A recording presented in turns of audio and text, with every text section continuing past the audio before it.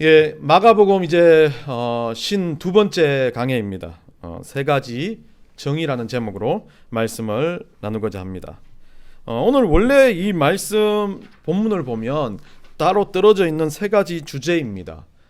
결국 원래 따로따로 주제를 가지고 설교를 해야 될 부분들인데 저는 오늘 그냥 묶어버렸습니다. 마가복음 강해가 50번 넘어가니까 마가복음이 짧은 16장 정도의 성경인데 강해가 막 거의 100회는 가겠어요.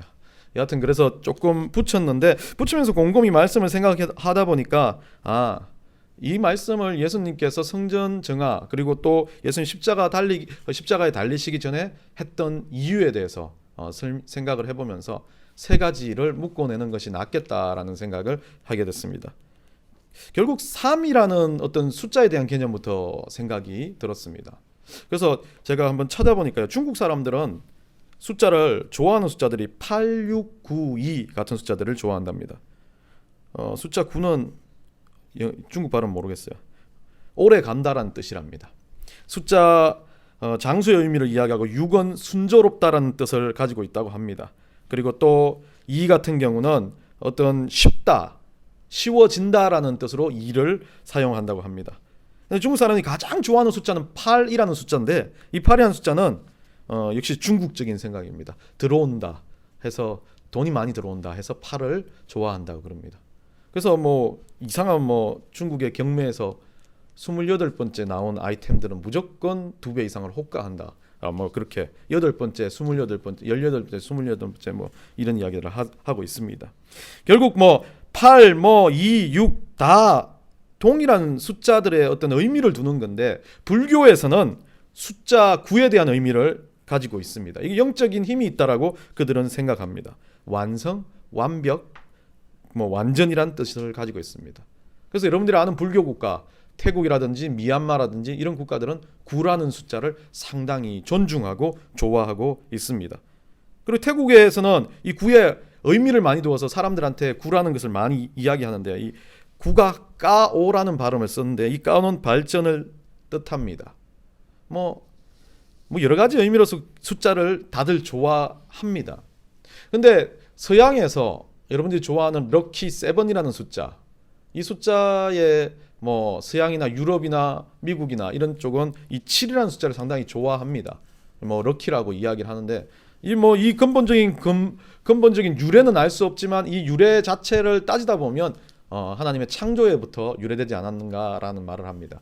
6일 동안 창조하시고 7일째 쉬었던 하나님, 그 쉼, 안식, 그리고 그 번영을 이야기하기 때문에 7이라는 숫자는 행운이며 안식을 의미한다는 이야기를 합니다. 근데 기독교의 7이라는 숫자보다 저는 더 중요한 숫자가 3이라고 생각합니다. 보통 7이라는 숫자는 기독교로 해석할 때 3이라는 숫자와 4라는 숫자가 합쳐진 숫자라고 이야기합니다. 3이라는 숫자는 완전을 의미합니다. 소위 말하는 우리가 성부, 성자, 성령님의 삼위일체라는 의미에서 완벽한 하나님, 완전하신 하나님을 의미합니다. 그리고 4라는 숫자는 내 방위를 의미합니다. 그렇기 때문에 4라는 숫자는 공간의 전체를 이야기합니다. 3이라는 숫자는 영적인 전체를 의미합니다. 영과 공간이 합쳐져서 7이라는 숫자가 완전수가 되어진다고 이야기를 하는 겁니다. 그렇다고 보면 이스라엘 민족들도 3이라는 숫자를 상당히 좋아했을 텐데 전 세계에서 3이라는 숫자를 가장 좋아하는 민족이 우리나라라고 합니다. 세계 어느 곳에 가도 337 박수가 없다고 그럽니다. 3을 좋아하기 때문에 3을 2번, 7을 한번 넣어가지고 337 박수를 쓰고 우리 한국 사람은 무조건 보통 5판 3성제 이렇게 이야기하지만 우리는 한국 사람이 말하는 것은 무조건 3, 3번이라고 이야기합니다. 그리고 한국 사람들은 이 3이라는 숫자 자체를 즐겨 쓰기 때문에 한국 사람들이 조금은 저는 이 완전함에 대한 그런 소망이 있는 민족이 아닌가 생각을 해봅니다. 그래서 오늘 세 가지 정의는 예수님이 십자가에 달리시기 전에 우리에게 하고픈 완벽한 말, 완전한 세 가지 정의를 알려주시는 것이라고 저는 생각을 합니다. 그래서 오늘 이 세 가지 정의를 좀 나눠보려고 합니다.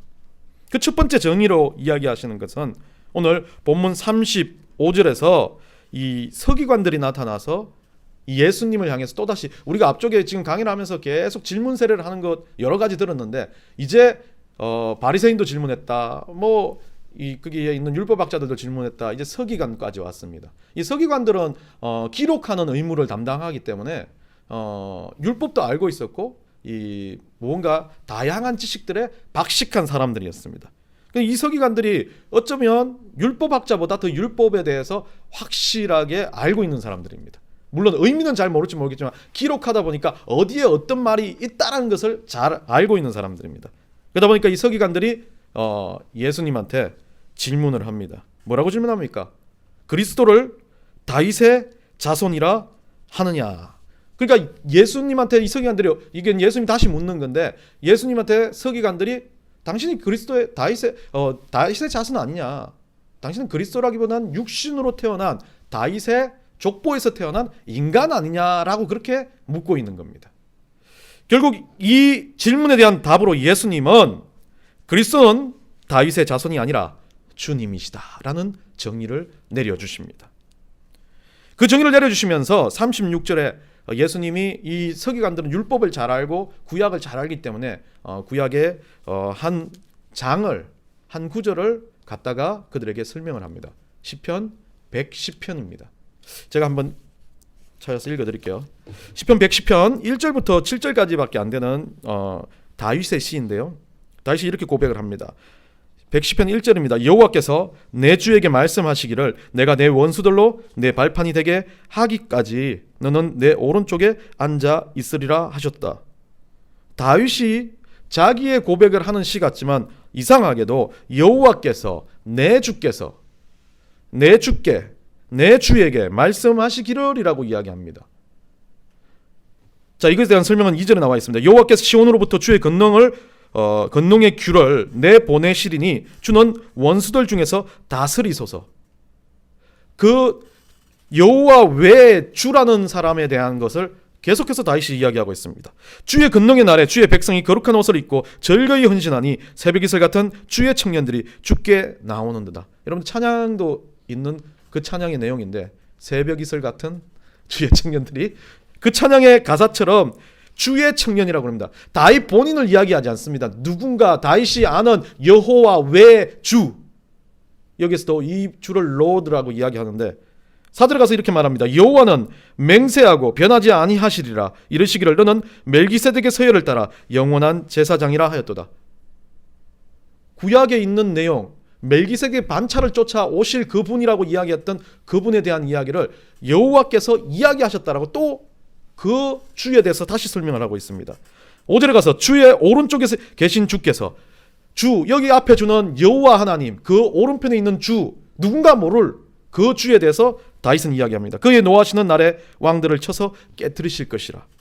문나라를 선행하시며 시체로 가득하게 하시고 여러 나의 머리를 쳐서 깨뜨리시며 길가의 신음을 마심으로 그의 머리를 드시려다. 다윗이 시편 110편에서 이야기하고자 하는 것은 장차 오실 메시아에 대한 이야기를 하고 있습니다. 극렬하게 야훼 하나님과 주라는 존재를 다르게 이야기하고 있습니다. 오늘 본문의 히브리어 성경에도 이렇게 이야기합니다. 내 주께 이르시되 할 때 내 주께서 앞에 이야기하는 주, 이것을 키리오스, 뒤에 있는 내 주께, 이것도 키리오스를 사용합니다. 구약에서는 야훼를 사용하고 앞에는 야훼를 사용하고 뒤에는 아도나이를 사용합니다. 아도나이와 야훼는 똑같은 하나님의 명칭입니다. 엘로힘이라든지 아도나이, 야훼 뭐 똑같은 하나님 명칭인데 중요한 것은 야훼라는 존재는 스스로 계신 하나님, 그리고 전능하신 하나님. 근데 아도나님은 나의 친구, 나의 주님, 이런 의미를 이야기합니다. 조금은 다른 의미지만 다른 표현을 하는 건, 지금 다윗이 다른 표현을 쓰고 있는 건 성부 하나님 그리고 장차 오실 메시아에 대한 중요한 메시지를 던지고 있는 겁니다. 그런데 서기관들은 묻는 겁니다. 당신은 다윗의 자손이 아닙니까? 당신은 메시아가 아니라 그냥 다윗의 자손으로 오신 예수 그리스도, 이름은 예수 그리스도라는 존재 아니십니까? 라고 물으니까 예수님이 시편 110편을 들어서 나는 퀴리오스, 너희들의 주인이다. 나는 다윗의 자손이 아니라 다윗이 나를 주로 고백하는데, 다윗이 나를 키리오스로 고백하는데 내가 어찌 다윗의 자손이 될 수 있느냐라고 이야기합니다. 예수 그리스도는 주님이시다. 지금 이 명제를 예수님이 첫 번째 정의를 두십니다.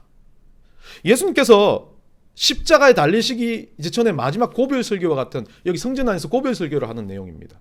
물론 날짜는 다릅니다. 뒤에 있는 두 가지 사건은 마지막 날, 그리고 지금 오늘 예수 그리스도는 주시다는 이 말은 전날에 설교를 하시는 겁니다.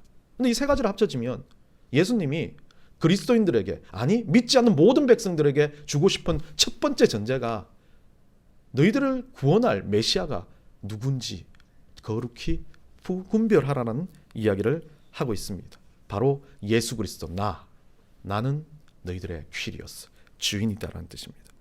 이 퀴리오스라는 헬라어 뜻은 여러 가지가 있는데요. 첫 번째는 보면 존경과 예우를 갖춘 다른 사람을 부르는 일반 호칭을 말합니다. 그러니까 뭐 dear 정도 될까요? 그 정도의 호칭으로 쓰입니다. 또한 편지에 쓰던 dear 같은 것들로 쓰여지기도 합니다. 그리고 두 번째는 어떤 것을 가지고 있는 소유주를 의미합니다. 신약에서 여러분들 포도원 비유에 보이는 그 포도원 주인을 퀴리오스라는 단어를 쓰고 있습니다. 그리고 뭐 나귀에, 예수님이 이 성전으로 들어오실 때 그 나귀 주인, 나귀를, 그 당나귀 주인을 가지고 퀴리오스라는 단어를 씁니다. 결국 어떤 것에 대한 소유주라는 의미를 쓰고 있습니다. 그리고 또한 다른 개념이면 그냥 우리가 말하는 주인, 마스터라는 개념을 쓰기도 합니다. 중요한 건 퀴리오스가 이 가정에 쓰여질 때 가장을 의미합니다. 그리고 더 중요한 건 이 퀴리오스는 그 당시에 어떤 대상에 대해서 후견이라는 단어를 씁니다. 결국 이 사람이 뭔가 잘못했을 때 내가 그 잘못, 이 사람은 그런 사람이 아니야 라고 증명해 줄 수 있는 말을 하는 사람, 법정의 증거인, 그리고 그 사람이 자라갈 때 무언가를, 그 사람을 대변해 줄 수 있는 후견인을 퀴리오스라는 단어를 씁니다. 소위 말해서 지금 마가복음의 마가는 구약의 내용을 가지고 와서 그 엘로힘과 야훼와 아도나이를 키리오스로 바꿔서 하나님과 우리 예수 그리스도에 대한 설명을 그 단어에 암축적으로 집어넣고 있습니다. 우리 예수님은 어떤 분이신가? 우리 주인이신 예수님은 육신의 몸을 입고 왔지만 다윗의 자손이 아니라 다윗의 주인이시다. 다윗의 소유자시다. 다윗의 존경을 받는 친애하는 분이시다. 다윗의 가정의 가장이시다. 그리고 다윗의 후견인이시다는 의미를 이야기하고 있습니다. 다윗조차도 예수님을 보고 주인이라고 불러야 한다면 이 시대의 사람들이 바라보고 있는 예수 그리스도가 다윗으로부터 나온, 그 씨에서 나온 선지자 중에 하나라고 믿는 모든 개념들을 깨트려 버리는 겁니다.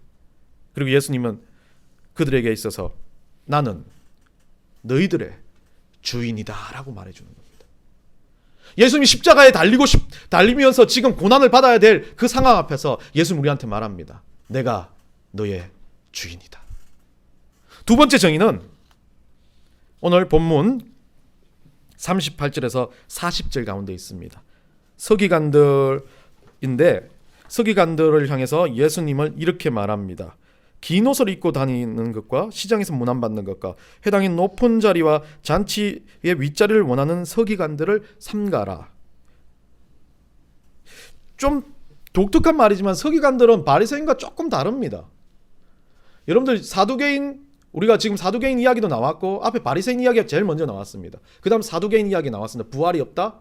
이 사람들은 믿음이 있지만 사두개인들은 상당히 신앙으로 봤을 때 보여지는 신앙, 우리는 죽음 위에 세계에 없는 것처럼 이야기하는, 그러나 구원을 받는 것처럼 이야기하는 독특한 사람들입니다. 영도 없다라고 생각하는 사람들입니다. 근데 바리새인들은 그 모든 것이 있습니다. 성경을 다 믿습니다. 그런데 어떻게 합니까? 외식하는 자들입니다. 자기들 하는 게 옳고 자기들 하는 게 전체라고 생각하는 사람들입니다. 그런데 그 다음이 나오는 이 서기관들인데, 서열로 봤으면, 기족 서열로 봤으면 서기관들은 그들보다 떨어지는 공무원들과 같은 사람들입니다. 그런데 이 서기관들을 오늘 삼가라고 이야기하는데 어떤 서기관들입니까? 쉽게 말하면 긴 옷을 입고 다니는 것과 시장에서 문안받는 것과 해당의 높은 자리와 잔치의 윗자리를 원하는 서기관이라고 말합니다. 여러분, 오늘 예수님이 두 번째 주는 정의는 서기관들을 삼가라고 이야기하는 건데 왜 예수님 마지막 십자가에 달리기 전 고별 설교를 하면서 서기관을 삼가라고 합니까? 앞에 바리새인도 있고 사두개인도 있습니다. 정말 잘못을 한다면 이 바리새인들이 문제입니다. 모든 것을 이 사람들은 선동하는 사람들이기 때문에 그렇습니다. 바리새인들은 당을 짓고 사람들을 인도하는 사람들입니다. 그래서 소경이 소경을 인도한다는 의미가 바리새인들에 대한 이야기를 하고 있지 않습니까? 그런데 왜 바리새인도 아닌 사두개인도 아닌 서기관들이겠습니까? 서기관들이라고 해봤자 이 이스라엘 민족들에게서는 소위 말하는 시청에서 일하는 사람, 아니면 우리가 말하는 작은 법원, 지방 법원에서 일하는 사람 정도의 수준들입니다. 그런데 이 사람들은 왜 상가라고 합니까? 그 사람 중에 어떤 행동을 하는 것에 대한 상가라는 것을 이야기합니다. 긴 옷을 입고 다니는 거. 여러분들, 이스라엘 민족들은 대부분 그 신분의 의미에 달리 긴 옷을 입고 다니면서 거기에다가 이제 이게 유대인들이 하는 행동입니다. 긴 옷을 입고 다니면서 율법을 썩어가지고 옷에다 붙이는 거죠. 여러분들 이마에도 막 율법을 쓰고 다니고 팔목에 율법을 쓴 율법을 기록한 것을 징글징글 감고 다니면서 줄줄 끌고 다니는 게 이 유대인들 그 바리새인들의 모습입니다. 근데 이것을 가지고 바리새인들은 이것을 가지고 막 아주 앞에서 하기 때문에 대단한 칭송받는 사람들 중에 하나입니다. 근데 이 서기관들은 어떻습니까? 그들보다 칭송은 받지 못하는 소시민과 같은 사람인데 어떻게 합니까? 그것을 똑같이 따라하는 겁니다. 예수님이요. 오늘 저는 느낀 건 예수님이 말씀하신 그겁니다. 무언가 그걸 발견해서 막 나쁜 짓을 하는 애보다 그게 나쁜 짓으로 알고 따라하는 놈이 더 나쁘다는 이야기를 예수님이 하시는 겁니다. 알고 있습니다. 그렇게 하는 게 자기도 아유 저 꼴불견이야. 여러분들 소위 말해서 우리나라에 좀 잘 나가는 정치인들 보면 저렇게 아유 왜 저래 하면서 자기도 그거 하고 있는 거죠. 예수님 그거 이야기하고 있습니다. 서기관들이 대단하다 뭐다 문제가 아니라 진짜 잘못된 건 잘못된 걸 보고 판단하지 못하고 따라하는 것, 그걸 우리 보고 가르치고 싶은 겁니다. 율법 가운데 자기들이 봤을 때 뭔가 저 불편할 거야, 뭔가 저거는 좀 이상해라고 생각하면서 자기도 똑같이 그 행동을 하고 있는 겁니다. 그리고 시장에서 바리새인들은 대부분 보여지는 걸 중요합니다. 이게 높은 사람들이기 때문에 누가 인사하고 안 하고에 대해서 별 중요하지 않습니다. 자기는 늘 높임을 받고 있기 때문에. 사두개인도 마찬가지입니다. 귀족들이기 때문에. 근데 서기관들은 어떻습니까? 그들이 되고 싶은 겁니다. 그렇기 때문에 어떻습니까? 시장에 가면 자기한테 누구라도 인사하고 문안받는 것을 너무 좋아하는 그런 사람들인 겁니다. 가장 중요한 것은 그래서 그것을 압축해서 39절에 이렇게 합니다. 회당의 높은 자리와 잔치의 윗자리를 원한다는 말은 어떤 것입니까? 그 자리에 앉지 못할 사람일 수도 있습니다. 그 능력이 안 될 사람일 수도 있습니다. 그런데 그것을 욕심으로 원하는 그런 존재라고 이야기하고 있습니다. 참 예수님이 정확하게 우리의 삶을 찝어낸 것 같습니다. 우리 인생을 보면 예수를 믿건 안 믿건 우리들이 살아가는 모든 삶에서 우리는 늘 이 욕망에 사로잡혀서 살아갑니다. 내가 좀 부족하고 못하는데도 어떻게 생각합니까? 억지로라도 그거 하고 싶은 겁니다. 하고 싶은 이유는 뭘까요? 보여주고 싶은 겁니다. 예전에 어릴 때 제가 쇼다리 쇼팔인데 고등학교 들어가면서 막 친구들하고 농구가 너무 재미있었습니다. 농구를 열심히 했습니다.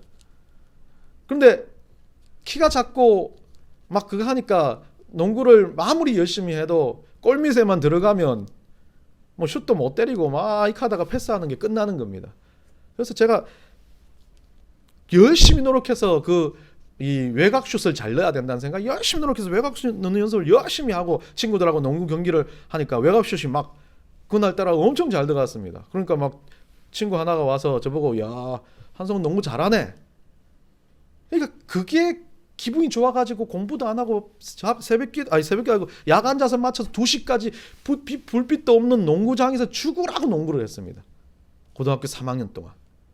그렇게 죽으라고 농구를 하고 고등학교를 졸업하고 대학교를 딱 들어가서 나는 누구보다도 농구를 잘해 해가지고 농구장에 갔는데 한 50대쯤 돼 보이는, 제가 이제 여러분들 한번 책을 보면 나와 있을 거예요. 영어 한국어로 된 우리 신앙서적 중에 상당히 많은 번역을 하신 최문석 박사님인데 이분이 농구장에 있어요. 키도 저만해요. 아주 뭐 호리호리해요.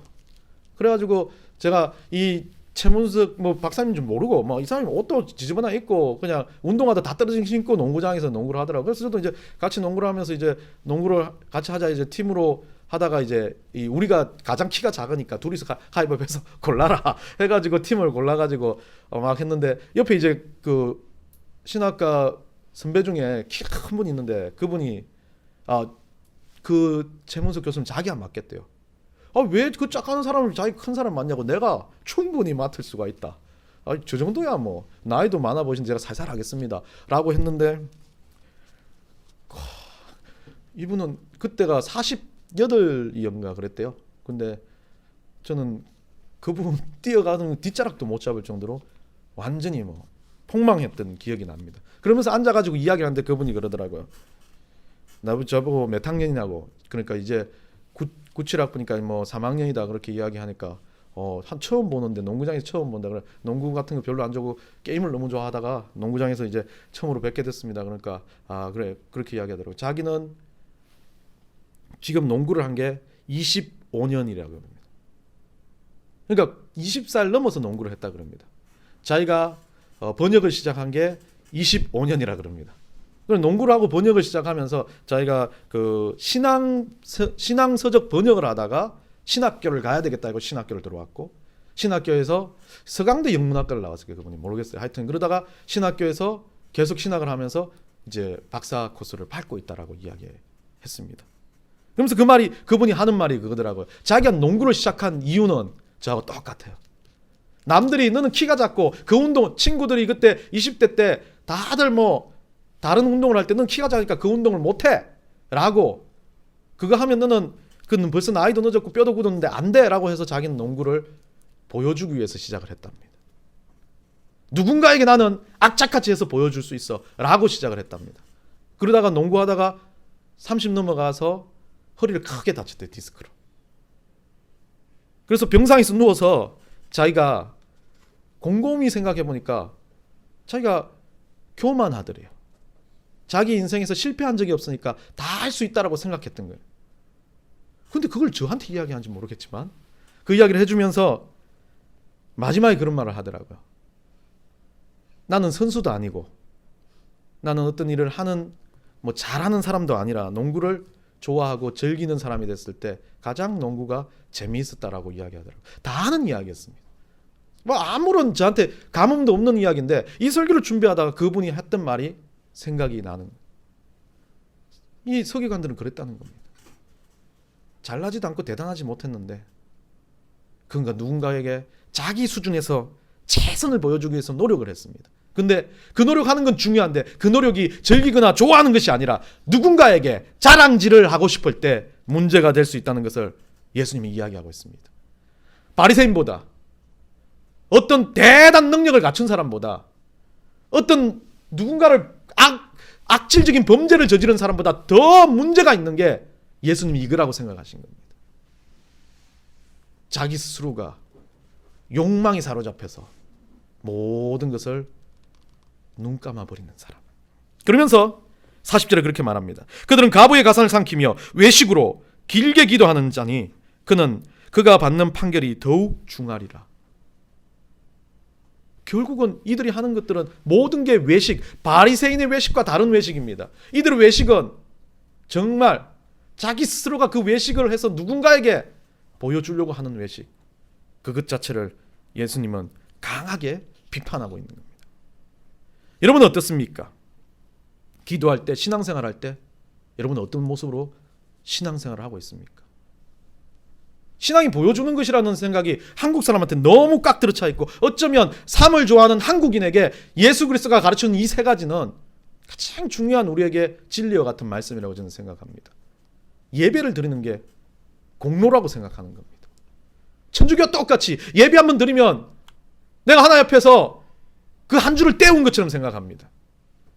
내가 기도 한번 열심히 하면 그걸로 하나님 앞에 뭔가를 했다라고 생각합니다. 아이들하고 금요일날 목요일날 집회를 했습니다. 열심히 기도했어요. 울면서 기도했어요. 그런데 울면서 기도하고 난 다음에 그때 하고 끝나버립니다. 그 다음날 똑같은 현실로 돌아가 버린다면 그건 아무 의미 없는 그냥 자기 것만 소진하고 시간만 낭비한 행동밖에 안 되는 겁니다. 이 서기관들이 그랬다는 겁니다.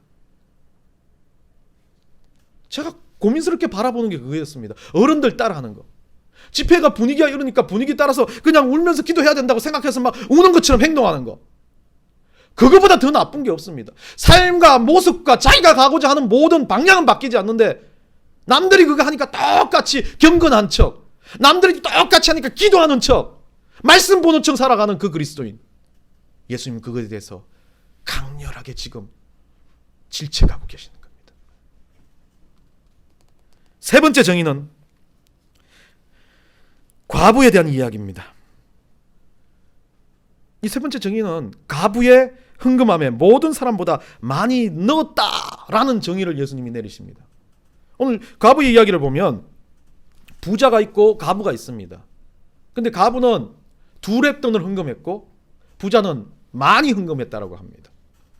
2렙돈의 이야기, 한 고들란트인데 이 한 고들란트 같은 경우는 1데나리온의 64분의 1, 그러니까 64 고들란트가 1데나리온입니다. 1데나리온의 가격은 우리로 말하면 오늘날 일꾼들의 하루 품삯을 이야기합니다. 그러면 365데나리온이 1년의 연봉이 되는 겁니다. 이 1데나리온의 가치를 이제 제가 한번 풀어봤습니다. 1데나리온 하루의 일꾼의 품삯이라 그러면 우리나라 최저시급 8,720원입니까? 예, 거기에 조금 여유롭게 해서 9,000원이라 생각하고 우리가 8시간 일한다. 그럼 72,000원. 8970이 맞죠? 72,000원. 72,000원을 64분의 1로 64로 나누면 얼마입니까? 1,125원입니다. 지독히도 가난한 거 아닙니까? 전 재산이 이거랍니다. 가부가 가진 전 재산은 1,125원. 1,125원으로 우리는 뭘 할 수 있습니까? 땡땡 핫도그 하나 먹었어요. 핫도그도 1,500원인가요? 예. 1,000원짜리 핫도그 하나 정도 먹을 수 있는 거. 쉽게 다시 말하면 이 1,000원이라는 가격은 한 끼, 가장 배고프지 않을 만한 한 끼, 도너츠 하나. 미국에서는 1달러라 그러잖아요. 그거 정도 먹을 수 있는 가격. 다시 말하면 목숨을 유지할 수 있는 가격이라는 겁니다. 참 의미 있는, 2렙돈은 의미 있는 겁니다. 내가 이것 가지고 목숨을 끊지 않고 유지할 수 있는 가격을 이 가부는 흥금함에 넣었습니다. 뭐를 넣은 겁니까? 무엇을 넣은 겁니까? 자기 전부를 넣었다는 건 자기 목숨을 넣은 겁니다. 자기가 이거 먹지 않고 굶어도 이 돈은 주님 앞에 드려야 되겠다라고 드린 겁니다. 근데 이걸 가지고 헌금에 대해서 많이 이야기합니다. 돈을 많이 내고 11절을 내고 하나님 앞에 드리고, 저는 그거에 대한 이야기 아니라고 봅니다. 예수님은 이 과부의 2렙돈을 가지고 무엇을 설명해 주냐면, 우리 인생 가운데 많은 것들을 가진 자, 그리고 또 자기가 잘났다라고 생각하는 그런 삶을 사는 사람들과 달리 가장 하나님이 칭찬할 만한, 예수님이 사랑할 만한 백성은 자기가 가지고 있는 전부를 예수님께 드릴 수 있는 사람이라는 걸 이야기하는 겁니다. 그 전부는 돈의 의미를 넘어서는 겁니다. 돈 몇 푼 들었다고요? 아니요. 예수님 돈 하나도 필요 없어요. 우리는 그렇게 생각해요. 어느 목사님들, 어느 사람들 보면 돈 막 가지고 엄청나게 생각하는데, 돈 냈다고 그렇게 생각하는데, 예수님 그 돈 아무것도 필요 없으신 분이에요. 예수님 돈 가지고 하는 거 아니니까요. 돈은 교회가 필요하고 돈은 목사도 필요합니다. 예. 예수는 필요치 않아요. 근데 우리는 이 돈 헌금하는 건 누구한테 드리는 거예요? 목사한테 드린다는 생각을 가진 사람이 너무 많아요. 교회한테 돈을 낸다는 생각이 너무 많아요, 사람들이. 왜? 똑같아요. 서기관들과 보여주고 싶으니까. 2렙돈을 내는 게 아니라, 여러분들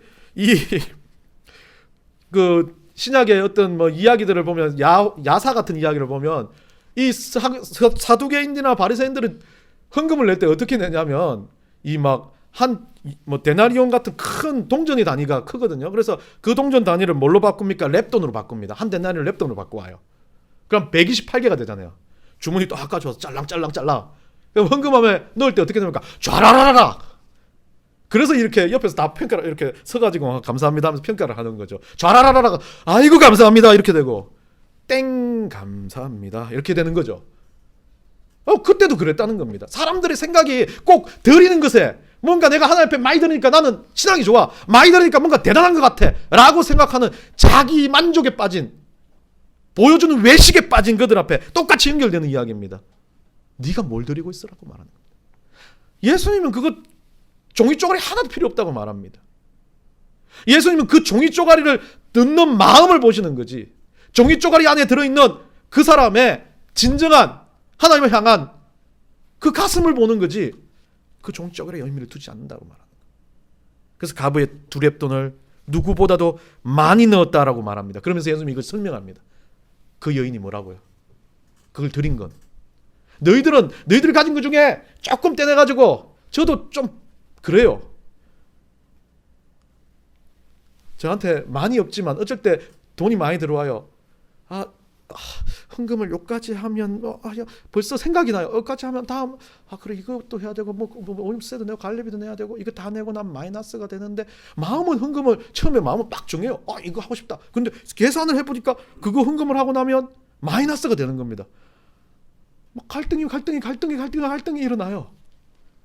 어쩔 때는 생각 안 하고 넣으면 뒤에는 마이너스 돼도 살지만, 생각이 나기 시작하면 절대 그거 드리기가 힘들어요. 막 벌벌벌 떨면서 드리지 않습니까? 그리고 드리기 전에 살짝 빼놓고 드리고.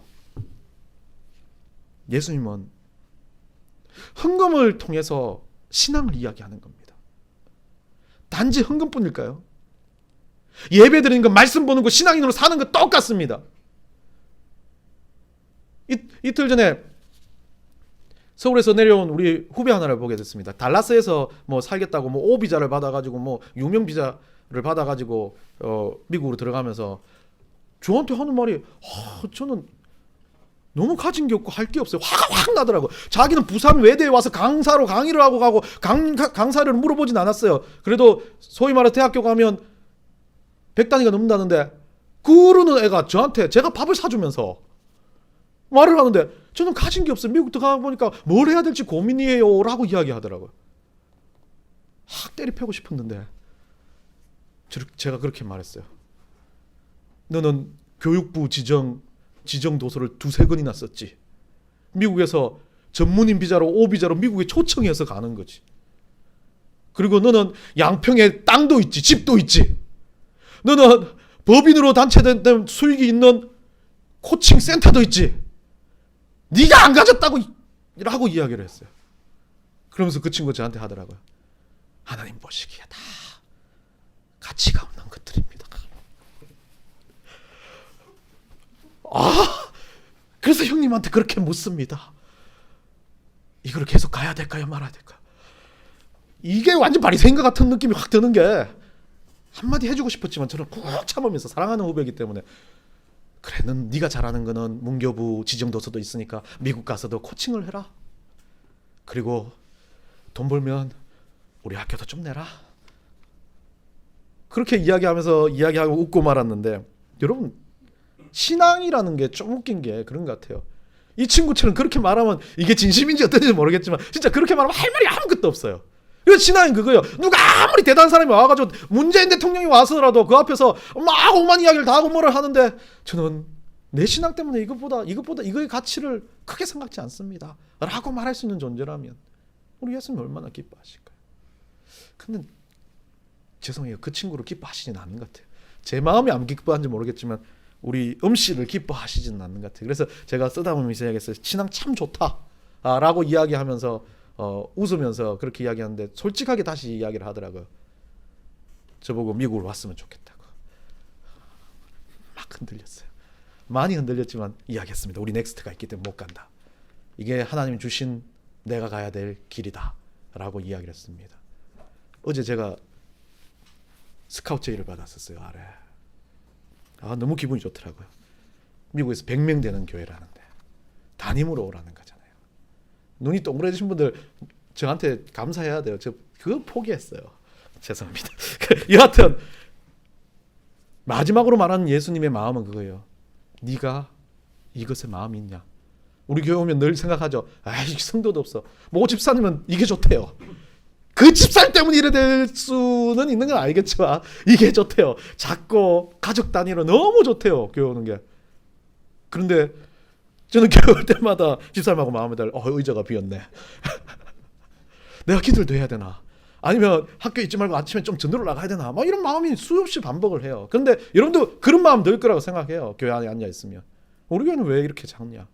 우리 교회는 왜 이렇게 막 프로그램이 없냐? 우리 교회는 뭐가 없냐? 우리 하나님은 그 마음을 보는 게 아니라는 겁니다. 작아도 없어도 거기에서 만족하며 사랑하며 거기 안에 은혜가 있는 그런 장소, 그런 교회, 하나님 그것을 사랑하는 거지. 그냥 건물만 지어놓고 그게 하나님 거라고 말하는 걸 우리 하나님이 원하시는 건 아니라고 저는 믿습니다.